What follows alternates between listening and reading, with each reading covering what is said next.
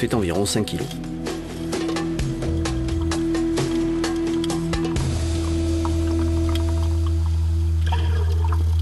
Après 1 heure de chasse, sur ce nouveau site, le tableau est enfin acceptable. Pas comme les pommes de terre, quand tu as vu.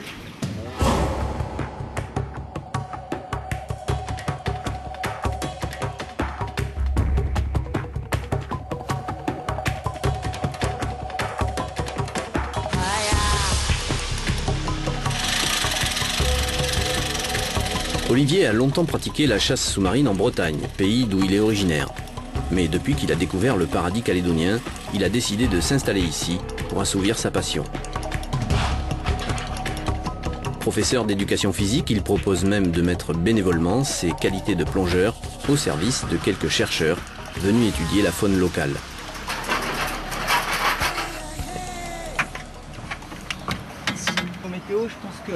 Cette fois, il va emmener avec lui Mathias, un étudiant qui écrit une thèse sur les poissons tropicaux.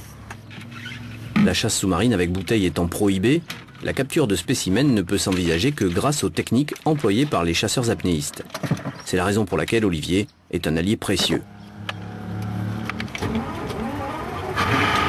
Cette fois, le poisson que Mathias cherche à se procurer, c'est un mérou céleste, un poisson dont l'habitat est très localisé. Le meilleur endroit pour aller à sa rencontre, c'est le long du tombant externe de la barrière de corail. Et pour s'y rendre, il va falloir emprunter une passe entre les récifs et sortir en haute mer. C'est la raison pour laquelle Olivier a décidé d'utiliser ce bateau équipé de 2 moteurs de 175 chevaux.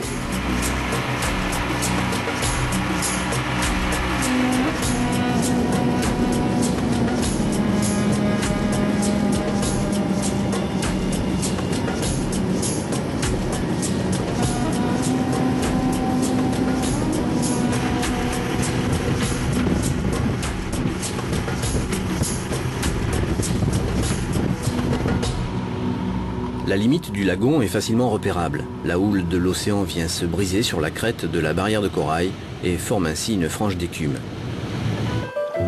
C'est ici qu'Olivier va plonger. La barrière de corail concentre autour d'elle la totalité de la chaîne alimentaire des profondeurs, et donc elle résume le cycle de la vie. Les coraux, qui sont de petits animaux marins, se nourrissent de plancton et de petites particules en suspension dans l'eau. Autour d'eux, ils sécrètent une gangue solide qui, à leur mort, vient sédimenter pour former le socle du récif corallien.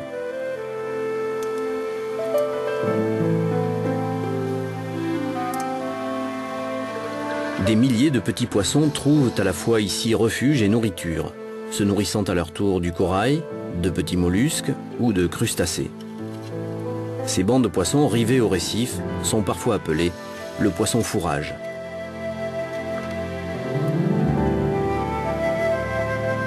Ils constituent une réserve alimentaire pour de plus gros prédateurs.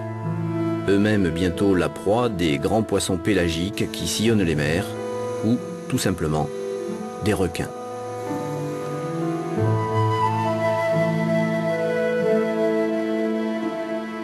Parfois mangeur, parfois mangé, c'est ici que vit le mérou céleste, convoité par Mathias.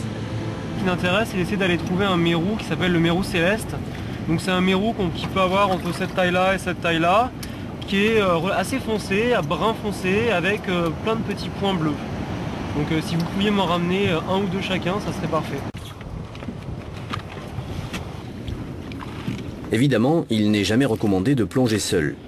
Olivier fait donc équipe avec Michel, lui aussi professeur d'éducation physique et apnéiste confirmé.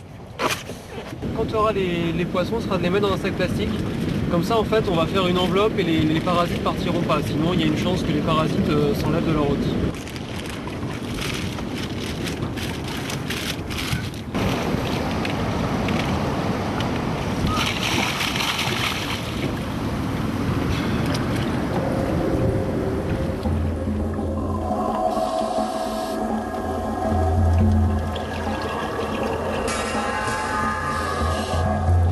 À cet endroit de la barrière, le tombant glisse de la surface vers un premier plateau situé à une vingtaine de mètres de profondeur. Ensuite, un autre tombant descend jusqu'à 60 mètres face au Grand Bleu.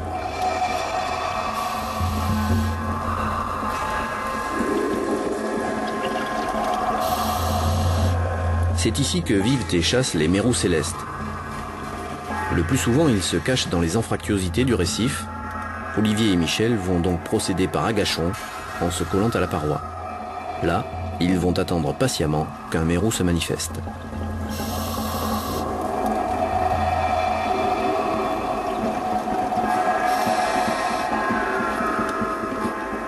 Pour avoir une chance de réussir, il faut descendre à plus de 20 mètres. Attendre environ 2 minutes en apnée à cette profondeur demande des qualités physiques que seul l'entraînement d'Olivier et Michel peut assurer.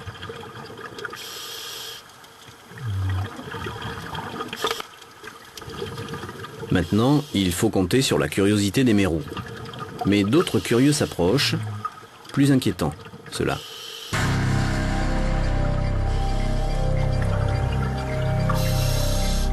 En apnéiste chevronné, Michel garde son calme. Il en a vu d'autres. Et d'ailleurs, à part quelques rares espèces, il n'est pas fréquent que le requin s'attaque à l'homme.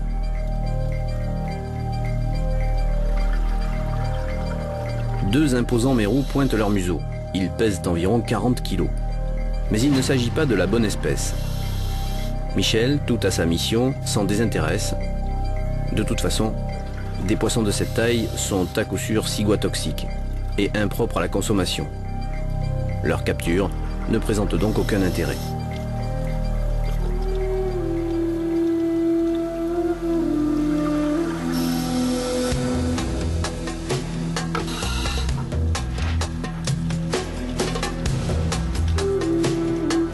Michel remonte pour s'oxygéner.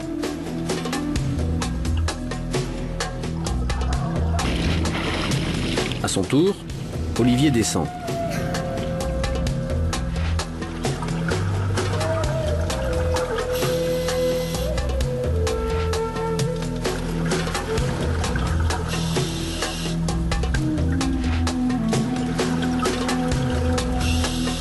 Lorsqu'il atteint la paroi, 24 mètres plus bas, un mérou céleste sort de sa cachette et tente de s'éloigner.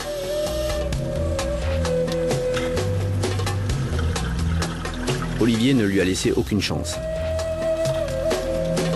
Maintenant, il va falloir remonter et faire confirmer l'exactitude de la prise par le jeune chercheur.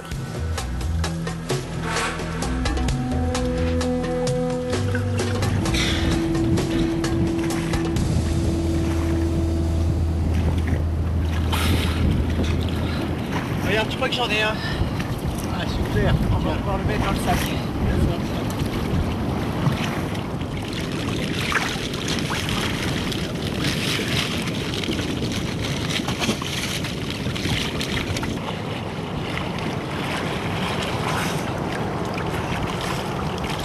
C'est bien celui-là que tu voulais? Ouais, c'est parfait.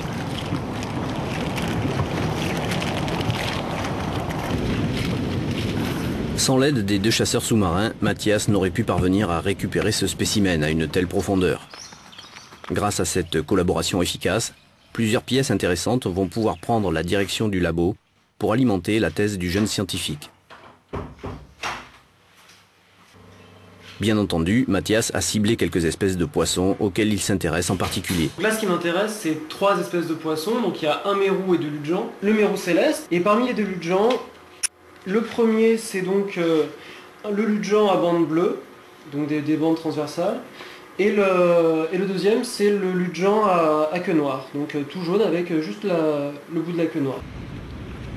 Pour les ludgens qui intéressent Mathias, pas besoin d'aide. Ces poissons vivent dans le lagon à de faibles profondeurs. Mathias peut donc les pêcher lui-même. En d'autres termes, il peut travailler tout en profitant des sensations que lui procure la chasse sous-marine. C'est des petits poissons qui sont pas très gros, qui ont à peu près cette taille-là, qui font une vingtaine de centimètres, qui sont bleus, qui sont jaunes avec des petites bandes bleues, 4 bandes bleues. Donc ce qu'on va essayer de faire, c'est qu'on va essayer d'aller en récupérer avec les fléchettes, les toutes petites fléchettes qu'il y a là. Donc c'est beaucoup plus adapté que les gros fusils, puisqu'on arrive à avoir le spécimen, vraiment on le capture avec un tout petit trou, et puis ensuite on peut garder l'individu pour faire des photos et éventuellement les mettre en collection. Pour ces petits poissons, en tout cas, c'est vraiment beaucoup plus adapté que les gros fusils.